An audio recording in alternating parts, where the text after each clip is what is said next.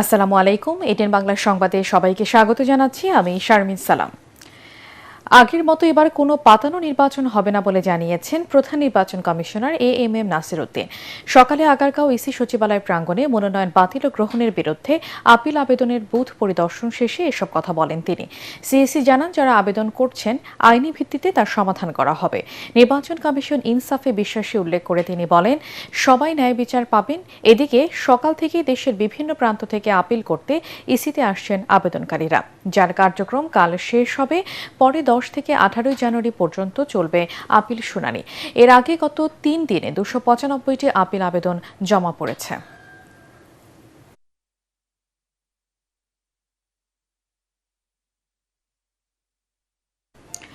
ডাকসু, জাকসু ও চাকসু নির্বাচনের পর এবার জগন্নাথ বিশ্ববিদ্যালয়ের ছাত্র সংসদ যোগসু নির্বাচনেও বড় জয় পেয়েছে ইসলামী ছাত্র শিবির সমর্থিত প্যানেল।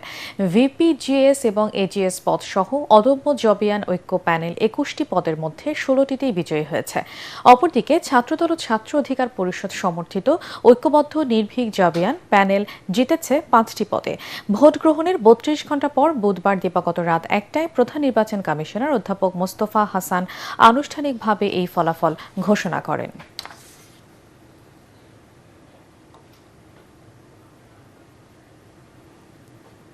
আমাদের আজকের এই যকসু নির্বাচনের ফলাফল আমরা জুলাই বিপ্লবে আহত শিক্ষার্থীবৃন্দ এবং জগন্নাথ বিশ্ববিদ্যালয়ের প্রতিষ্ঠাতা দেশনেত্রী বেগম খালেদা জিয়ার জন্য উৎসর্গ করতে চাই।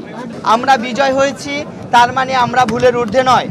আমরা কোনো ভুল করলে অথবা আপনাদের দেওয়া কোনো প্রতিশ্রুতি বাস্তবায়ন করতে না পারলে আপনারা আমাদেরকে শুধরে দিবেন। ইসলামী ছাত্র শিবিরের প্যানেল যে বিশ্ববিদ্যালয়, সকল বিশ্ববিদ্যালয় আলহামদুলিল্লাহ বিজয় অর্জন করেছে এবং আমাদের প্রতিশ্রুতি অনুযায়ী প্রতিটি বিশ্ববিদ্যালয়ে ইসলামী ছাত্র শিবির তাদের কার্যক্রমগুলো সুষ্ঠুভাবে পরিচালনা করছে। রংপুর, রাজশাহী, খুলনা, যশোর ও মৌলভীবাজার সহ 10 জেলায় চলছে মৃদু থেকে মাঝারি শৈত্যপ্রবাহ। আজ দেশের সর্বনিম্ন তাপমাত্রা রেকর্ড করা হয়েছে শ্রীমঙ্গলে 7 ডিগ্রি সেলসিয়াস আর ঢাকার তাপমাত্রা 12.9। শনিবার থেকে ঢাকা সহ দেশের বেশিরভাগ অঞ্চলে শীতের তীব্রতা আরও বাড়তে পারে বলে জানিয়েছে আবহাওয়া অফিস।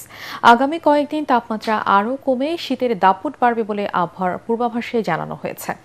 আবহাওয়াবিদ হাফিজুর রহমান জানান, চলতি মৌসুমে জানুয়ারি মাসে আরও কয়েকটি শৈত্যপ্রবাহ হতে পারে। দক্ষিণ পূর্ব বঙ্গোপসাগরে সুস্পষ্ট লঘুচাপের কারণে ঘন কুয়াশা কিছুটা কমে বাতাসের তীব্রতা বেড়েছে বলে জানান তিনি।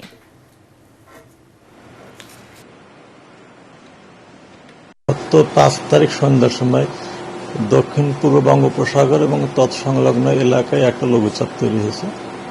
পরবর্তীতে এই লঘুচাপটি কিন্তু 6 তারিখে সুস্পষ্ট লঘুচাপ এবং গতকালকে একটা নিম্নচাপে পরিণত হয়েছে।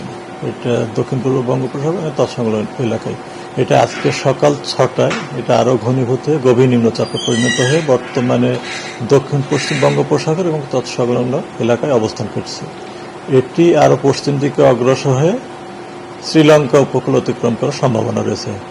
আর এর প্রভাবে আসলে বাংলাদেশে ওরকম কোনো বৃষ্টিপাত বা কোনো সম্ভাবনা নেই। তবে এটা তৈরি হওয়ার পরে কিন্তু আমাদের বাংলাদেশে যে ঘন কুয়াশাটা ছিল, এই কুয়াশার ভাবটা কিছুটা কেটে গেছে। আন্তর্জাতিক, ভেনেজুয়েলার জ্বালানি তেলের বিক্রি অনির্দিষ্টকালের জন্য নিজেদের নিয়ন্ত্রণে রাখার ঘোষণা দিয়েছে যুক্তরাষ্ট্র। স্থানীয় সময় বুধবার মার্কিন হোয়াইট হাউসে এই তথ্য জানায়। এই ঘোষণার একদিন আগে মার্কিন প্রেসিডেন্ট ডোনাল্ড ট্রাম্প বলেন, ভেনেজুয়েলার অন্তর্বর্তী নেতারা 3 কোটি থেকে 5 কোটি ব্যারেল অপরিশোধিত জ্বালানি তেল যুক্তরাষ্ট্রের মাধ্যমে বাজারজাত করতে রাজি হয়েছে। এদিকে মায়ামিতে যুক্তরাষ্ট্রের বহুজাতিক বিনিয়োগ ব্যাংক ও আর্থিক সেবাদাতা প্রতিষ্ঠান গোল্ডম্যান স্যাক্স আয়োজিত এক জ্বালানি সম্মেলনে মার্কিন জ্বালানি বিষয়ক মন্ত্রী ক্রিস রাইট বলেন, ভেনেজুয়েলা থেকে আসা অপরিশোধিত জ্বালানি তেল বাজারজাত করার প্রক্রিয়া যাচ্ছে যুক্তরাষ্ট্র। প্রথমে মজুদ থাকা তেল এবং পরে দেশটির উৎপাদিত সব তেল অনির্দিষ্টকালের জন্য বিশ্ববাজারে বিক্রি করা হবে। একই সাথে ভেনেজুয়েলার জ্বালানি তেল রপ্তানি সহজ করতে দেশটির জ্বালানি খাতের ওপর থেকে নিষেধাজ্ঞা শিথিল করা হতে পারে বলে ইঙ্গিত দিয়েছেন ক্রিস রাইট।